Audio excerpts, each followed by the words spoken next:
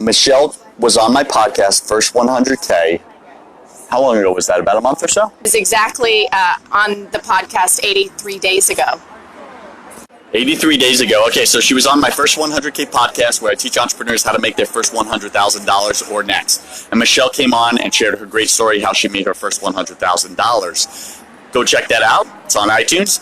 However, at the end of that interview, Michelle started sharing with me, hey, I noticed, say it in your own words. Oh, yeah. So there's a couple things. I've known Joseph for a long time, and I admired something that he was able to accomplish that I had not, which was the writing of a book. And actually, he's written multiple books. And I had watched Joseph for a long time in our community, and I saw a guy who time and time again showed up again and again and again. And the First 100K podcast is a total winner, and I loved it. And I thought, wow, this is somebody who finally hit. He struck on gold.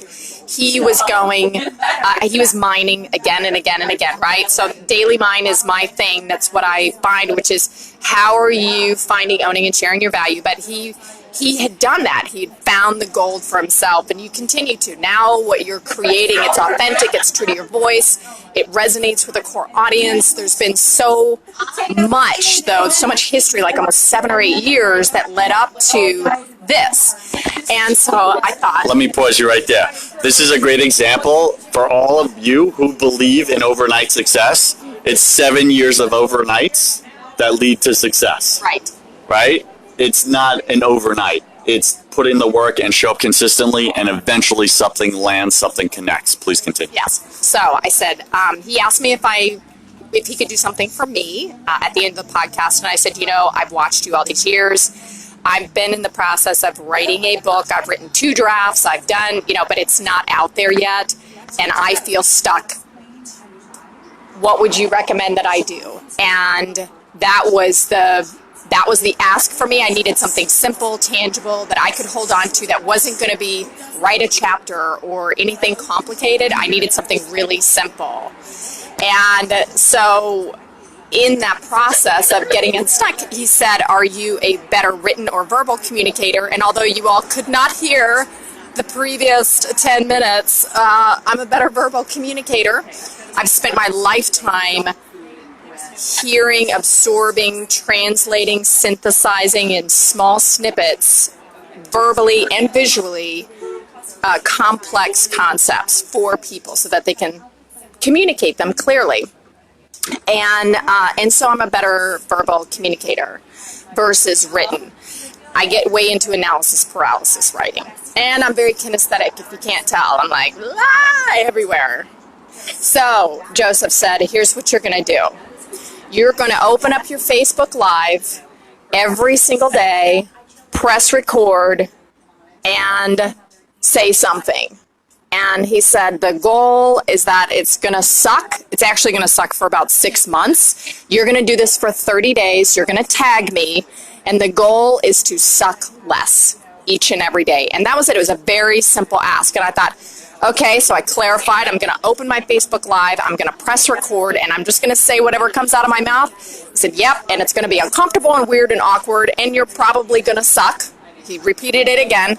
The goal is to suck less. And I was like, okay, when do I start this, and how do I do this? And so it was to start the next day. But I did start with a testimonial for the first 100K for you. I did a recording, not a Facebook Live, but I did a safety step. I did a recording, and I sent it to him through Messenger, right? Such a wuss. and then I started the what I called the Suckapalooza, 30 days of sucking. I wanted to celebrate it. It sounded like a party. I like it because you like having fun. All right, so Michelle, let me ask you this. When I gave you that challenge and it was tangible, it was digestible, you could touch it, you could feel it. It was like go on Facebook Live, press record, and just say what's over on your mind. You're going to suck. It's going to be awkward and uncomfortable. Just do it every day and suck less. What was going through your head in that moment when I gave you the challenge that made you say, yes, I'm going to do this, even though this Joseph's telling me this is going to be painful. What was going through you that made you say yes? So there's two things. When the pain or the discomfort of where you are is greater than the discomfort of what could potentially be, that's where willingness comes in. And so I thought I'm willing. I'm willing to try something. And there was a humility too, because I'm willing to take the advice of someone else who I see has been successful in an area that I have not been successful.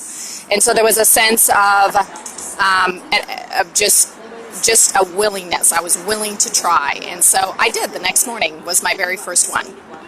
What was that like for you, day one? What was going on inside? Well, now I remember that day with intense gratitude.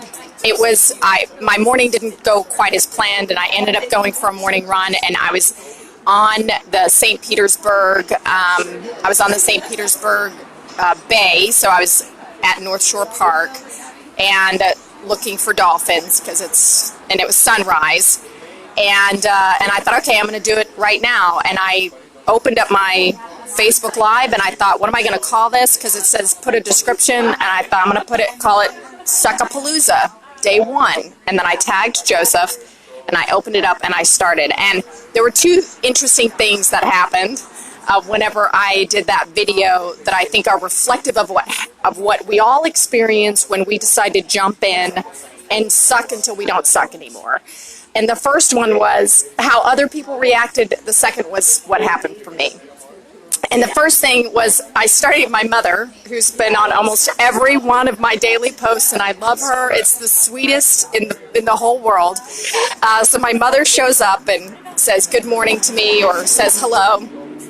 And she sees the Suckapalooza, and I'm telling a story of how I've sucked at writing a book. And she wants to reassure me. She doesn't want me to feel pain. And that's what happens when we are out there in the world risking it all, which even a tiny Facebook Live video can feel like we're risking it all because it's vulnerable and exposed. People who love us don't want us to feel pain. And yet the sucking or the pain is where we grow. So I got the opportunity to reassure her, to say, I know I don't suck as a human being. It's the process that I'm going through, and that was great. So there was quite a bit of that, and people trying to understand, what is Suckapalooza, what are you doing here?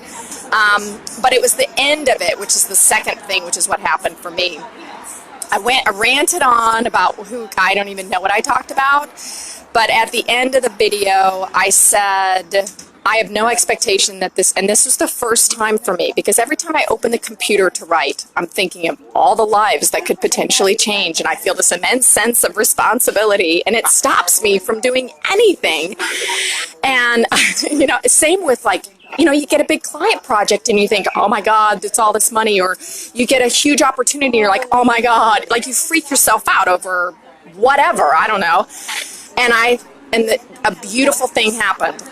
In this self-accountability moment, I said, I have no expectation that anyone's going to watch this, that they're going to listen to this, that they're going to learn anything from it. I have no expectation that this is going to change the world, but I hope to God it changes me.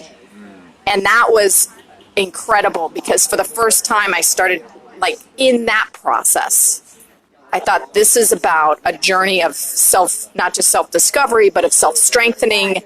It's about when I show up when no one else is watching. Right? That's, even though it was a Facebook Live, it's about how I show up when no one's watching. I love that. So speak to us literally in 2 minutes, Michelle, about what this did to actually change you.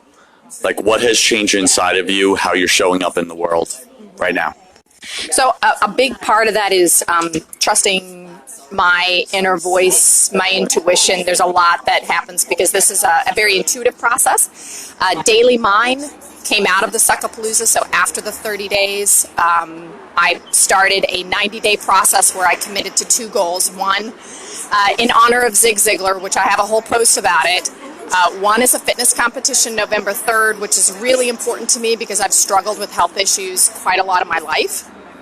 And so November 3rd, so I share in my Daily Mind about that. And the second is the writing of the book, which is still a process. I have to say it's still a process. I'm still going through it. I'm not I don't know where I'll be at the end of the 90 days. I'm in day 52. I call it Daily Mine. It's about finding, owning, and sharing your value. That is what the book is about. So I have, 52 days of potential content.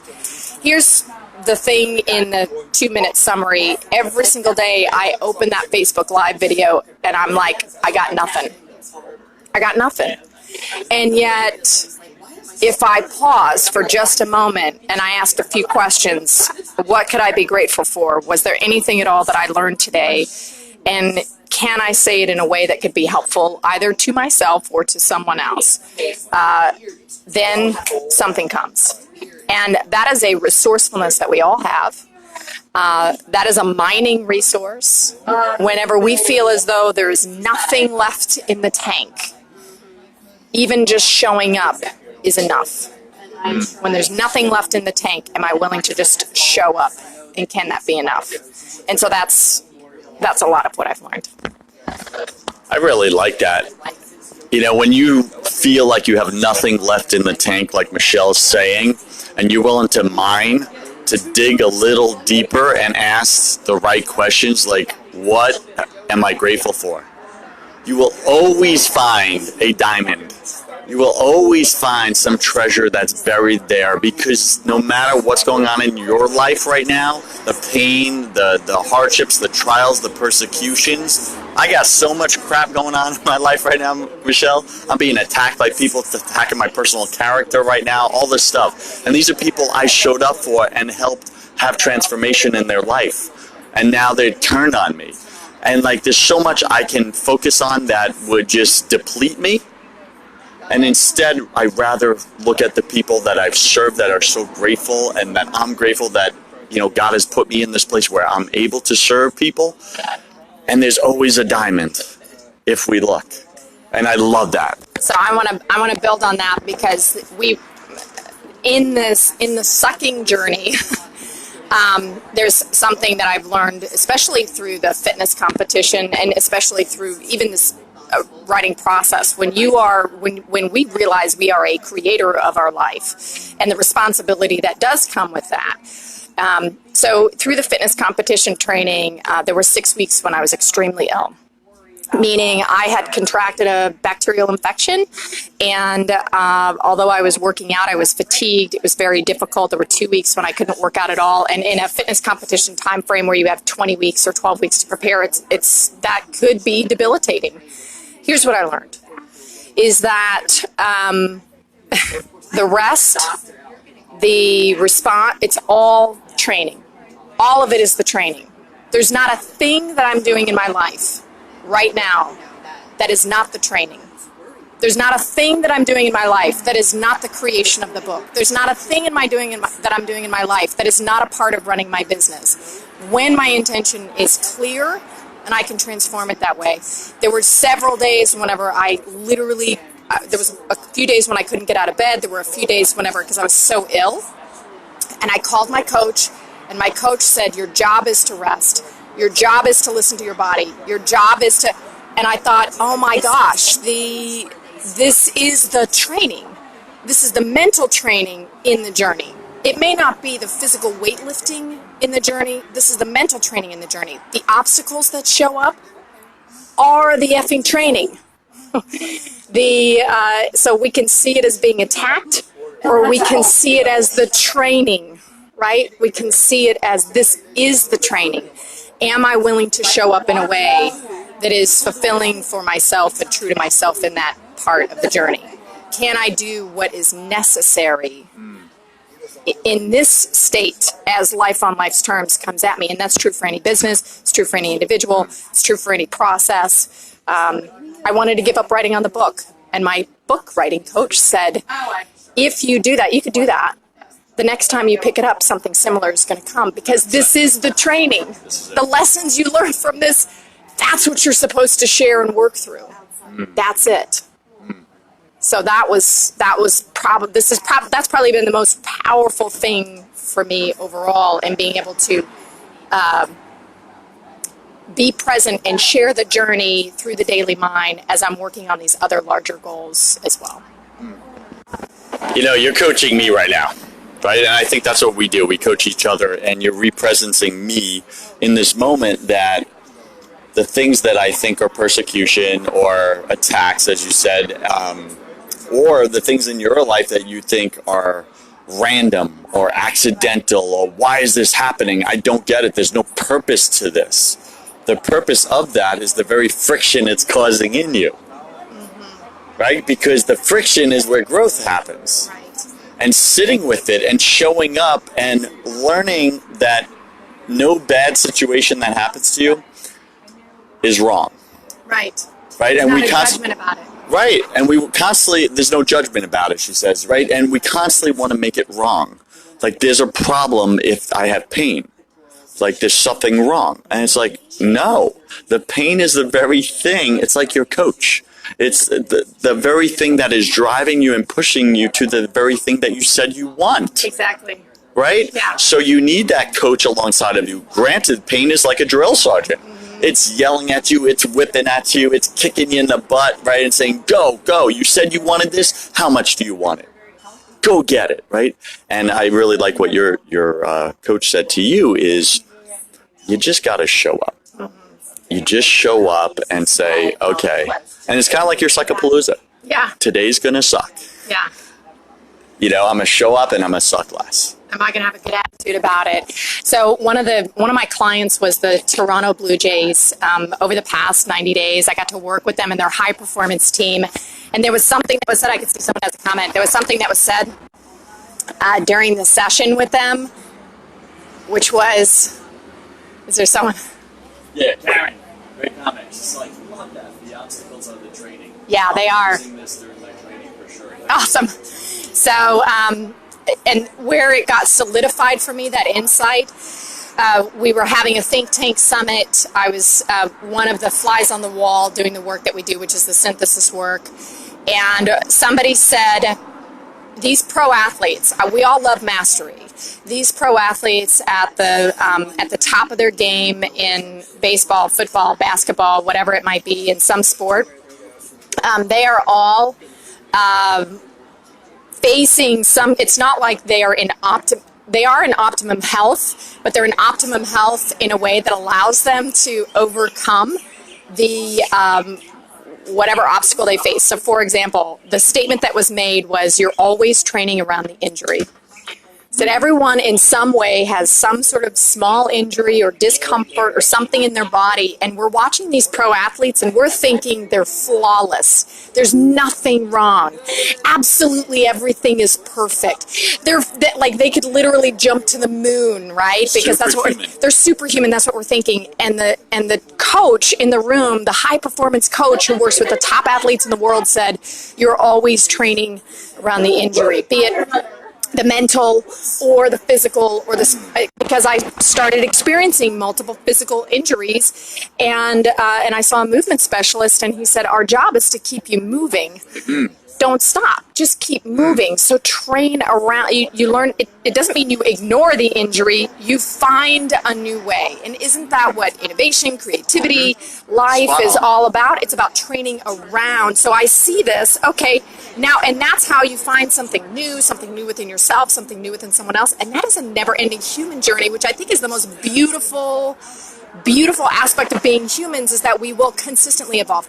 The stuckness is I see the obstacle and I think there is no movement. I become intractable. I become intractable in who I am. I become intractable in some belief or negative belief or idea that it should be another way, and it's not. It never is. This is the reality.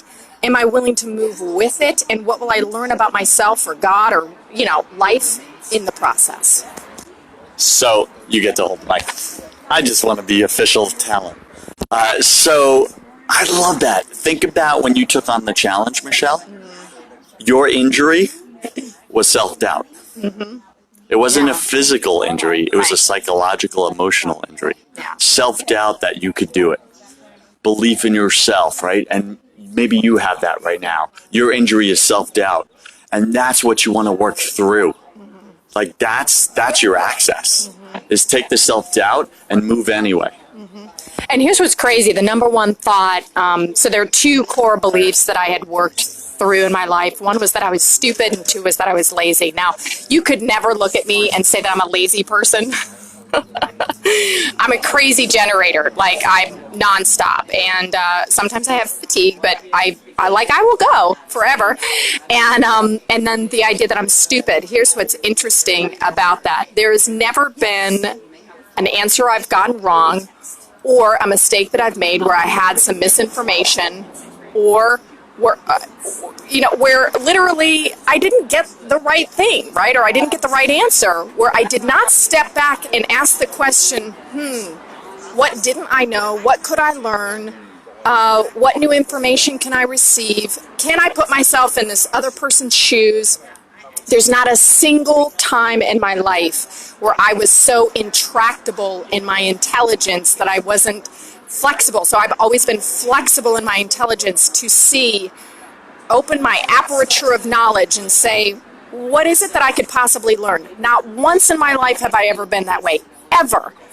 And yet there's a core belief that I was stupid, and that's why I was afraid to show up, because I didn't want to sound stupid. I didn't want you to think that I didn't have the answers. Well, guess what? I don't have all the answers. That's impossible. And yet if I don't share what I do know, there's no way I'm going to get the richness of what that could possibly be or become. And isn't that powerful? Yeah. I mean, that's a powerful I get that. fear. Listen, fear is false evidence appearing real, right? That's not real. Like, what's real is that Michelle shows up in her life and is always learning, always growing, always finds something in it, shows up knowledgeably, may not have the perfect answer because that's impossible, but she has so much evidence in her life that she's not stupid, yet there's a limiting belief that overrides it every single time and plays like a record over and over and over again when she's about to step through the injury, when she's about to be powerful, when she's about to have a breakthrough. That record plays, the volume goes high, and it literally overrides the evidence, which is real, that she's not stupid, that she's actually brilliant. I only hang out with brilliant people, by the way. But somehow it cripples her, it debilitates her, and it holds her back from her greatness and creates a sense of powerlessness. Mm-hmm. Yeah, powerlessness would be a great emotion to put attached to that. Yeah. All right, so I have to jump into my next meeting. We are totally apologize that you missed the first 10 minutes because there was so much value bombs and explosions in those first 10 minutes, and we had no audio, so that sucks. Sorry. However, if you would want to hear more conversations with Michelle and I about these types of things that you wrestle with, write in the comments in this video. And let us know if you want us to do another little episode like this, just a Facebook Live, and write in something that you're struggling with. What is that number one thing that you're struggling with right now in your life, in some area of your life, that you would like Michelle and I to take on? That'd be great. And we'll have a conversation. Are you game for that? I'm game for that with you, buddy. Yes. Because, we have a little bit of wisdom in a few areas of our life, and it's because we went through the pain. Yeah. And that's where we have the breakthrough. So we can help you with that if you want it. Write in the comments below. Take that action now. Put yourself out there. Now, the little voice inside your head is saying, I don't want to share the thing I'm struggling with, right? Because I'm the only one. I may be the only one struggling with it. Let me tell you just definitively, you're not. We are all the same in our struggles. If you're human, you have the same struggles Michelle and I have. We have the same struggles you have. The difference between you and I and you and Michelle right here, right now, is we're actually putting ours out there on camera. So go ahead and just write in the comments what's that number one thing you're struggling with right now, and have a breakthrough. Like, you got to be at a place of extreme pain, like Michelle says, right? Where the pain of not sharing or the pain of living in that. Which may or may not be extreme. Doesn't have to be extreme. You can give yourself permission to let it go earlier. Just saying. Yeah. What do you want to say to them before we close? Any parting wisdom for that person right now, looking through that lens at you, Michelle, and going, man, I want to be like her. I want to be where she is. I want that breakthrough. Michelle, how do I do it? Oh, well, that's a big question. I would say honor the truth of where you are in the moment right now. It is enough to get started. And thank you for honoring my truth today. I honor all of you. And please give some questions and some different topics that you'd like to hear about. I'd love to be present and be of service. Thanks. Isn't she just so like, the way you show up, I just want to do like a namaste or something like that. Namaste, namaste. Well, listen, have a blessed day. We'll catch you soon. Go be powerful. Put yourself out there. And what was the main message about the injury? The injury is the training. Yeah. The injury is the training. So that self-doubt, that thing from childhood trauma, that is the training. You got to face it. You got to take it on. Go take that on. Take one action, one tiny action in that area, and it might just be writing a comment below.